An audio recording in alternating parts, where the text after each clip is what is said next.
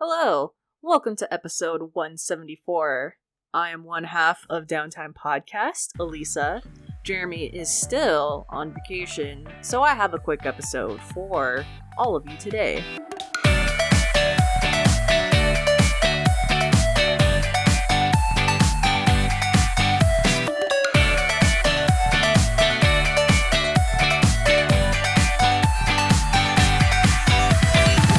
Let's get things going on the podcast to give you some updates on how I've been. If anyone listened to last week's episode or has been following on Discord, I've been having JoyCon issues on my Nintendo Switch for quite some time. And as you all know, I have a Switch Lite, which means that if I sent my Switch for repairs, I'd have to send the whole thing over to them, probably take like 1 week or two. So at first, I was just going to deal with it and kind of see what happens from there. Since that last update, I dropped my Switch. It was a complete accident. I was just playing at my desk and I dropped my Switch. So it suffered a little bit of a cracked screen, not the whole screen or the real screen, the screen protector. But in the process of dropping my Switch, my left JoyCon kind of fixed itself. After I was testing it, it no longer had any weird drift issues. And look, like I said, this wasn't intentional. I'm not out here trying to break my Switch, but I was a little bit shocked by how fast it responded, how it pretty much it was kind of fine now. Playing Neo has been going well, and yeah, I guess for now I'll stick with this Switch, and continue playing with it. We'll see what happens. I mean, look, this is like a temporary fix. Wouldn't be surprised if at some point in a week or whatever the Joy-Con drift started happening again on the left side. But in the meantime, it's bearable and it's a lot better. So I'm just gonna stick with this, and we'll see what happens.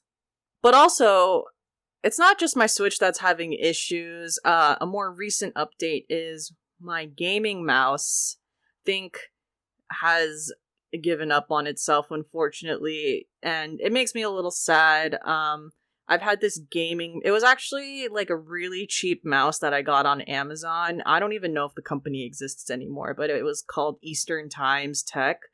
And it was a really, really cheap mouse because I don't need a Razer or anything that extensive. Yeah, I don't play MOBAs or anything that would require a superior mouse. But this mouse has lasted me 7 years. 7 years of playing sim games, doing whatever. And yesterday, the wheel stopped working, and I tried to fix it, and I tried unscrewing it, and after cleaning it a bit, it still wasn't fixing, and then the right clicker doesn't work anymore. So sad times all around, because I've gone through some really good times with that mouse, but it is what it is. So I'm on the market to get a new mouse. Haven't decided what I will order yet. Currently I'm using my work mouse for gaming, which is just a regular Logitech. And honestly, I really might just get a Logitech because I don't really require much when it comes to gaming on my laptop. I do like the wheel. I love having a smooth wheel for navigation, like not just in gaming, but in my regular life. And the wheel, for example, is really important when you play The Sims. So I'm checking things out. We'll see what happens. I'll give everyone an update on my mouse soon enough. In terms of other things, before I get into games I'm playing, I talked a little bit about this last week, but I started watching this show called Haikyuu in the summer, and it's an anime about a volleyball team, the Karasuno High School team, and I finished all the seasons on Netflix. And there's only 2 seasons on Netflix, but there's 4 seasons total in Japan. Now, all 4 seasons are available on Crunchyroll, which, look, I can't do this. Like, I cannot buy another streaming service, let alone I can't buy a streaming service just for one show. There's just too many streaming services. Like, I can't just, like, I need to stop spending all of this money. This is just such, like, I know a lot of people, especially on Reddit, have just been like, all right, I'm gonna buy the Crunchyroll account. I'm just like, no, I can't do this. I'm already paying for all of these services, and I just gotta wait it out. So, the thing that sucks is that on Netflix, like I said, there's only 2 seasons on Netflix. Season 2 ended on a cliffhanger, and it's been a nightmare. Like, I think about that cliffhanger pretty much, like, ever since it ended. I think about it all the time. And so, I'm really desperate to watch season 3. And, and I'm also waiting for the dub. This is one of the few animes where I really enjoy the dub. I think the dub, the voices match really well with the characters. I'm hoping that Netflix releases this before the end of the year. Like, it was Olympic season. You should, this is a very popular show. So, Netflix has to release this, or else I'm gonna go crazy. But, talk to me in 4 months. I might have caved in and bought a Crunchyroll account. So, we'll see. And then another TV show I'm watching, I'm on, maybe the 8th episode. It's called Prison Playbook. It's a TV show that is available on Netflix. It is a K-drama, and it is a dark comedy.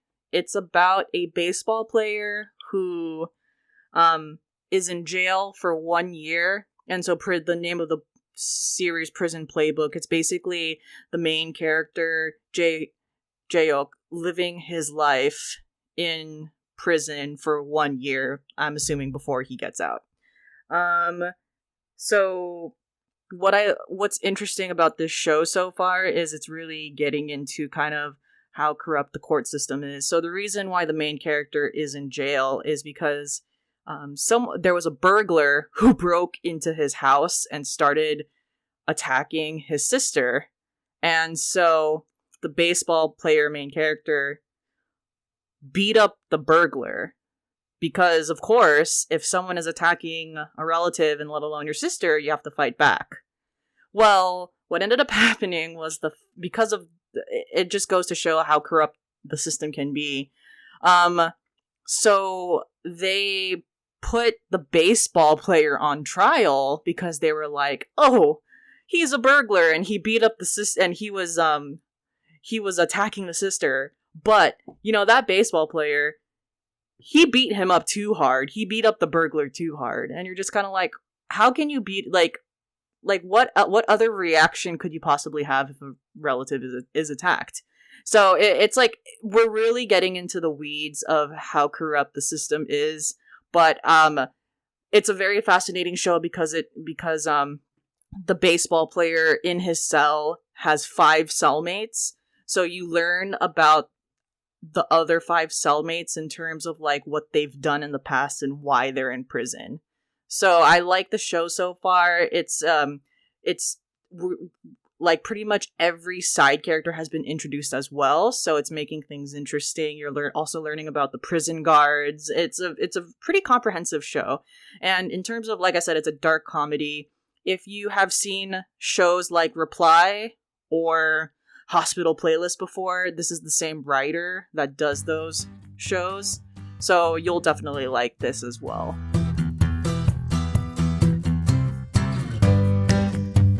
So I'm playing 2 games right now. The first game I'm playing is Neo, The World Ends With You. As of right now, I believe I'm on week 2, but day 5. So I don't know how, at this point, I don't know how far I am into the game. But I've pretty much, I would say I might be halfway at this point based off of what's been revealed. I'm still enjoying the game so far. Currently, I have, you have Rindo, Fret, Nagi, and the 4th character, I realize after playing this, is the 4th character kind of interchanges depending on the storyline. So I currently, I like who my 4th party member is at the moment. He's a lot better than the first one that came up in the first week of the game. So I like the game so far. a couple things that I want to talk about. The first thing I want to talk about are pins.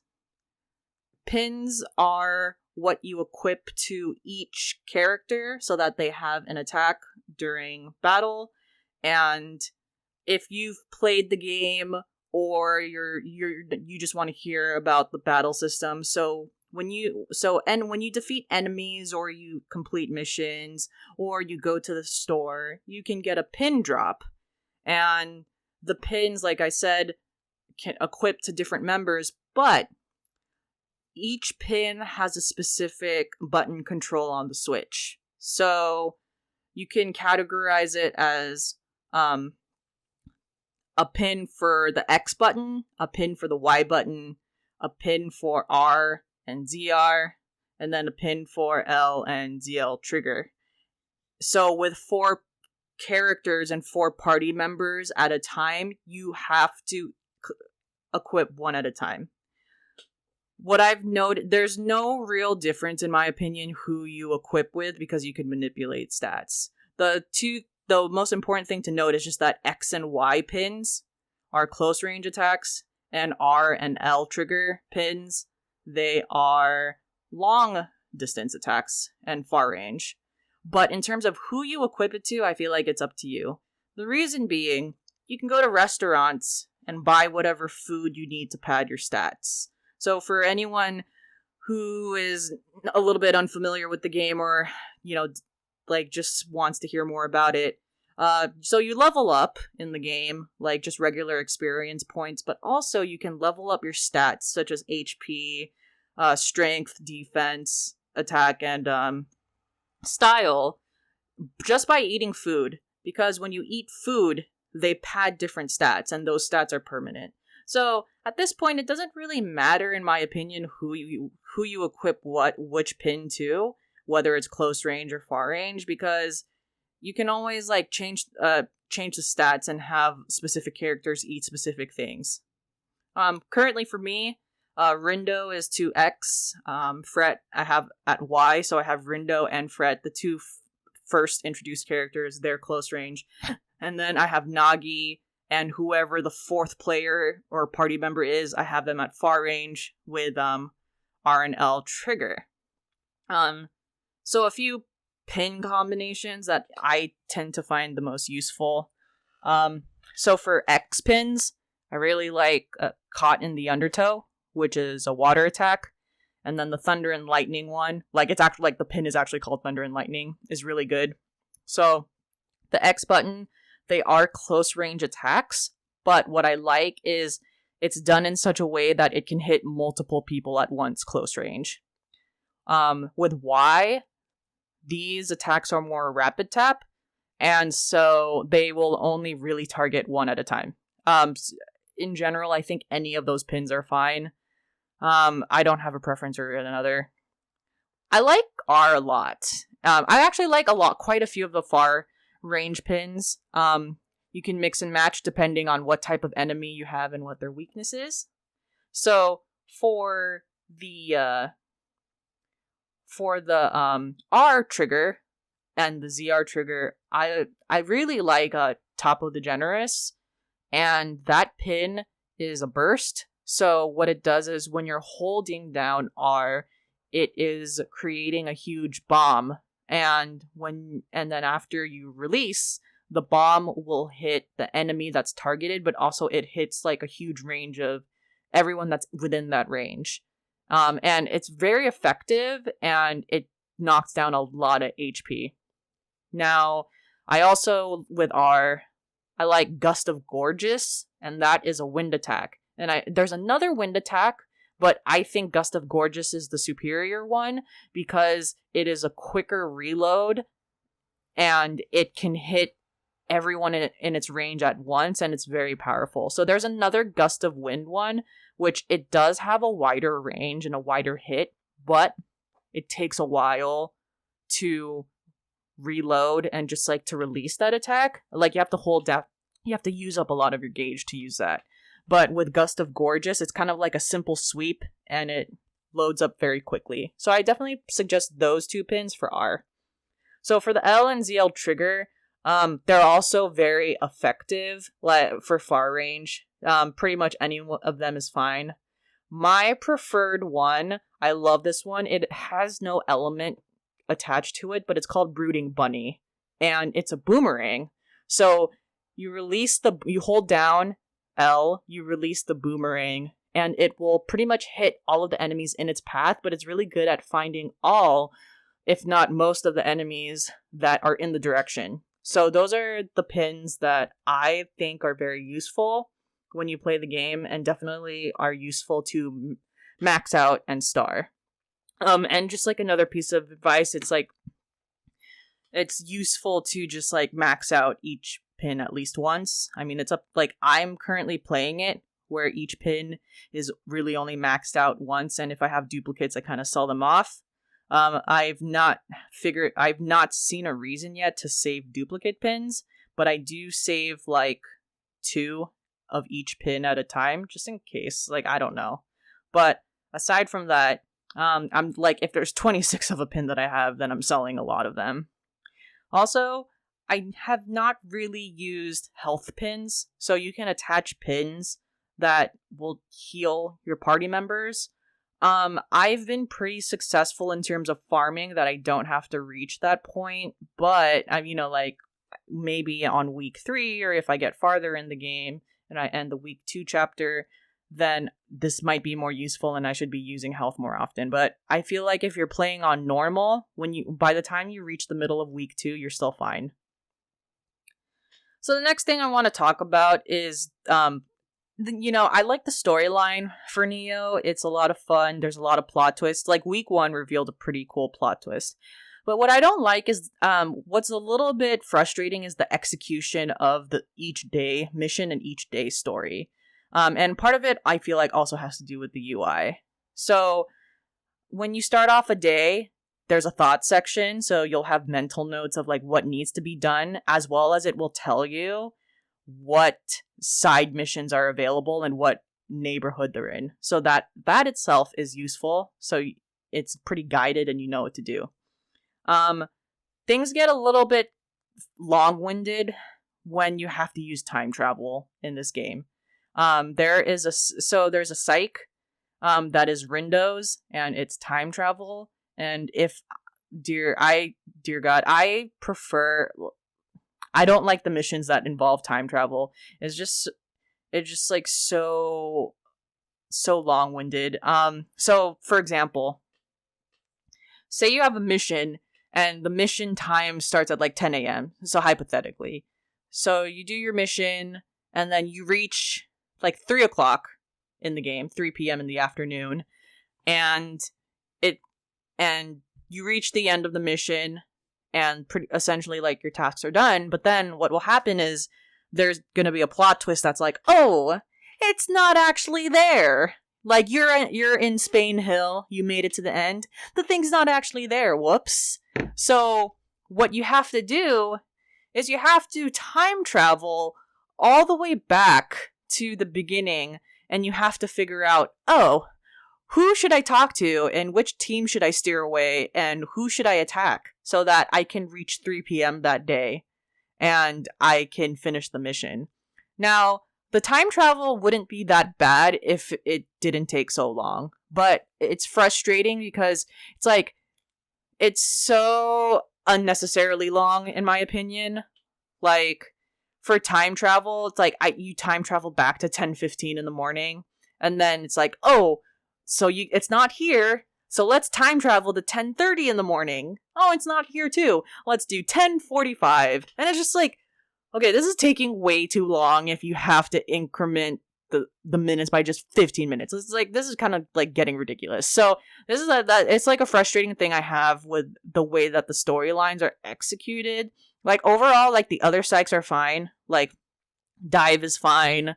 Like, Remind is fine. They're all regular. But then with time travel, it takes so long just to get points across. And the dialogue is already so wordy to the point that you just want things to end.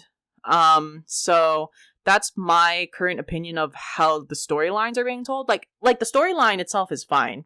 It's just getting from point A to point B is like, there's too much fluff, I think. Like, let's get to the point a little bit closer.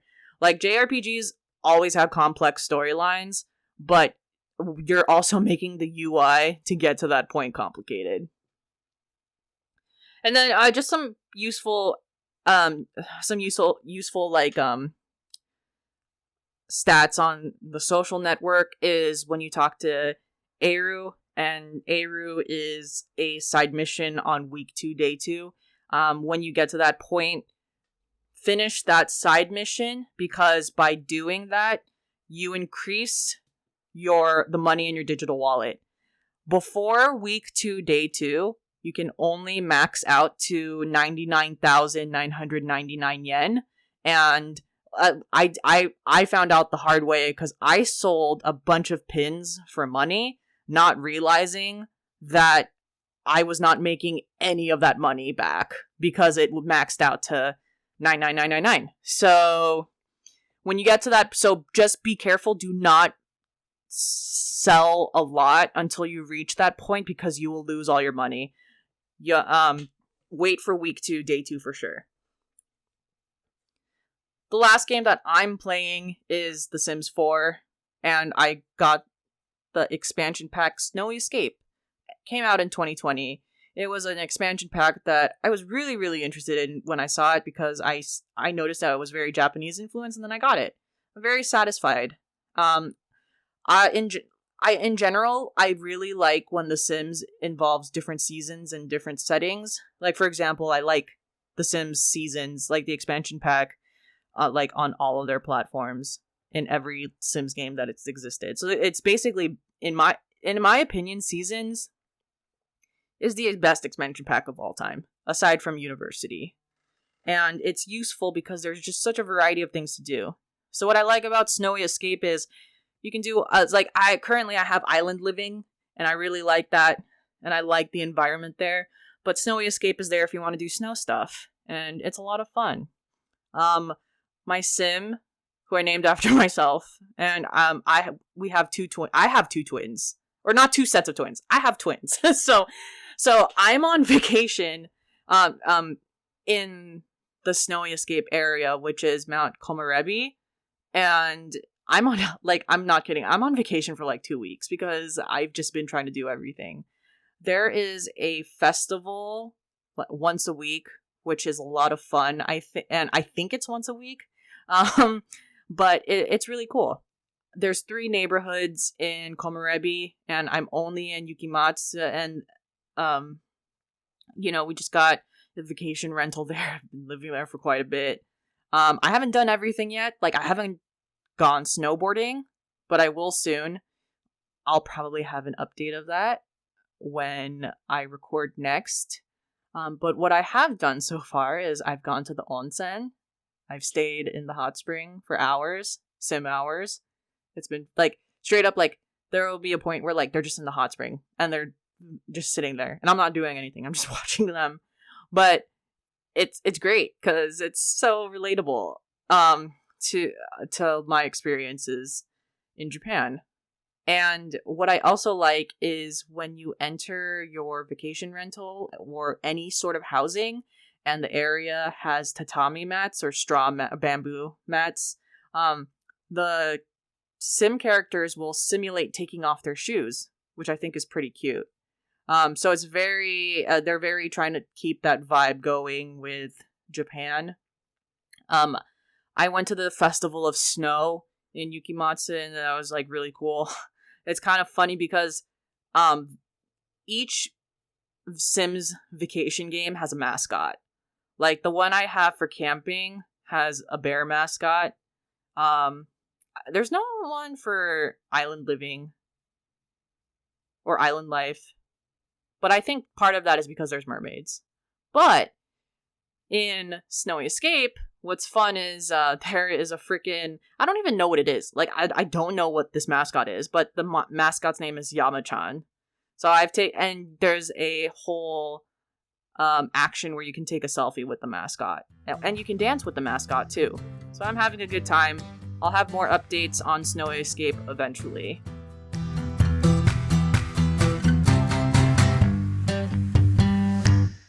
there's not a lot of gaming news for this week. In part, I think because Gamescom is next week. And so when Gamescom is out, we'll definitely have more news there. But the only thing I can think of is that Psychonauts 2 is coming out. Actually, it is coming out the same time as Gamescom. So Gamescom is from August 25th to 27th. And then Psychonauts 2 is coming out on August 25th. So it'll be a good time for anyone who's played Psychonauts before. And support the game if you like it. There's only one question today from Dave97. So Dave, thank you so much for the comment. And this question is, do you like pie? If so, what is your favorite flavor of pie? There used to be a American chain in the United States, of course, and it was called Marie Callender. And I'll preface this by saying that I love pie. Pie is delicious. I prefer hot take. I prefer pie over cake. I think pie tastes better, and I like crust. And like a really good crispy crust, like is delicious. So I like pie. I don't eat peanut butter pie, but everything else is fine. I like dessert pie. I like savory pie, like chicken pot pie.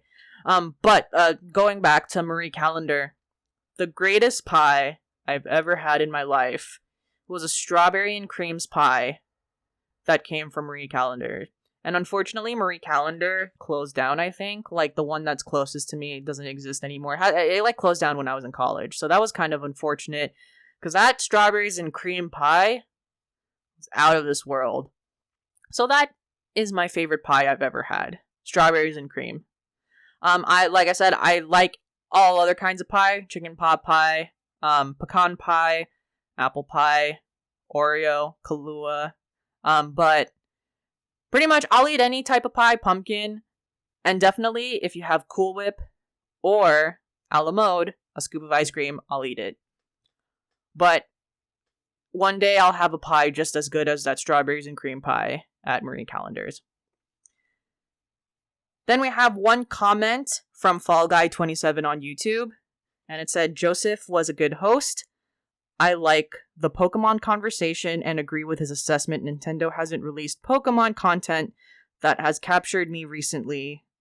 Joseph mentioned he was gay on the episode, and it's cool for him to mention that freely. My little brother is gay and faces slurs on multiplayer and Twitch when his mic is on. I hope people like Joseph speak more on gaming podcasts to show the different types of people around the world. So I plan on sharing that comment with Joseph as well. He'll definitely appreciate it. What I like about just a lot of my friends who are gamers and Jeremy's friends also who are gamers is just like everyone is very different from each other and has a different background.